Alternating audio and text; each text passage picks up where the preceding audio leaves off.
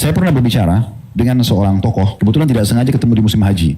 Beliau di sebelah saya, kemudian salah satu tokoh yang dikenal gitu ya. Kemudian beliau mengatakan setelah salaman nama saya, habis sholat subuh dia bilang, kenapa Ustadz Khalid, teman-teman Salafi atau teman-teman Sunnah ini suka sekali menyalah-nyalahkan ibadah kami. Dan seterusnya, dia sebutkanlah beberapa syubhat-syubhat yang disampaikan, tapi intinya merasa terganggu dengan dakwah ini. Setelah selesai belum menyampaikan semua, terus saya mengatakan, antum sudah selesai? Dia bilang iya. Terus saya bilang, antum izinkan saya untuk menjawab ini? Dia bilang ya, silakan. Saya bilang yang pertama, bisa antum cari siapapun di antara ustadz yang dikatakan salafi atau sunnah, ya, yang biasa mengatakan atau dikatakan dakwah salaf itu, yang coba membawa masa memberhentikan amalia antum. Coba datangkan satu contoh saja. Kami juga punya masa di pengajian, datang ribuan orang dengar. Tapi belum pernah kami datangkan masa untuk memberhentikan amalia yang antum lakukan di masjid antum, di pesantren antum, di rumah antum, tidak pernah. Yang terjadi adalah sama di NU, mungkin yang antum maksud itu kan orang NU tadi. Sama di NU juga nggak ada itu yang ustaznya membawa masa untuk memberhentikan kajian Salafi Wahabi. Nggak ada itu. Kalaupun ada itu grassroots. Kalau grassroots orang Wahabi, Salafi, jangankan ribuan, ya satu orang aja kadang bisa bikin orang nggak enak jamaah. Saya punya pengalaman tahlilan di saudara saya. Saudaranya ini ikut Wahabi Salafi karena menurut mereka mungkin haram, ya. Di saat kami tahlilan, membaca istighfar, sholawat, la ilaha illallah, tahlilan, tasbih dan lain sebagainya, dia nggak ikut tahlilan. Malah di antara orang-orang yang duduk bersila, dia duduk di atas motor. Ya dakwah antum kan nggak membumi, ya.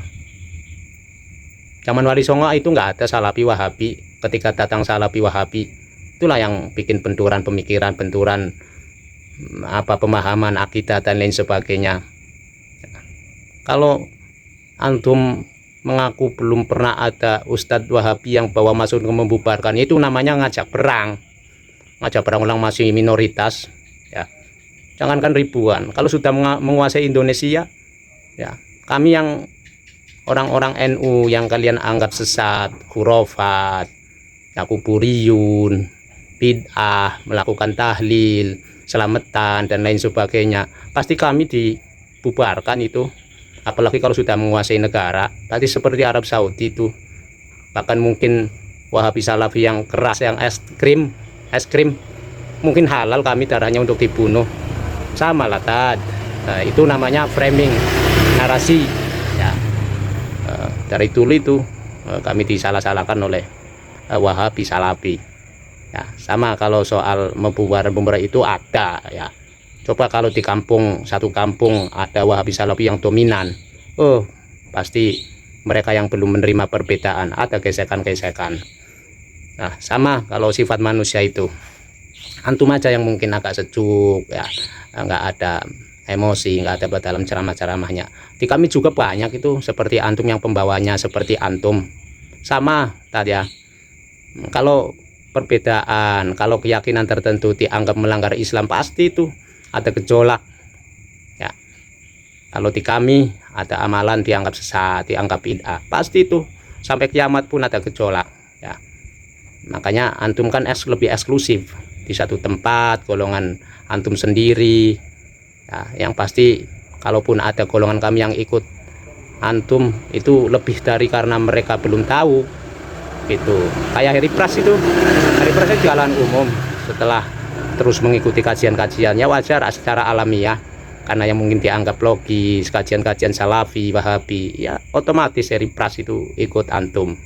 Jadi gitu, jangan menggiring opini seolah golongan-golongan yang sudah mapan di Indonesia ini suka membubarkan, itu tetap salah, ya. Ya karena mayoritas tidak ada itu di muka bumi, mayoritas melakukan kesalahan, ya, diskriminasi itu secara alamiah. Tapi dalam ajaran apapun, apalagi Islam, apalagi NU, tidak ada itu untuk membubarkan seperti kajian-kajian antum. Itu hanya lebih pada luapan emosi, sama itu, ya, kayak cerita tadi, nggak membumi sehingga ketika keluarganya ditahlili, etika nggak dibawa. Di atas motor itu petingkring begini, dibawa ada orang tua, sama ya tadi ya. Oke, assalamualaikum warahmatullahi wabarakatuh.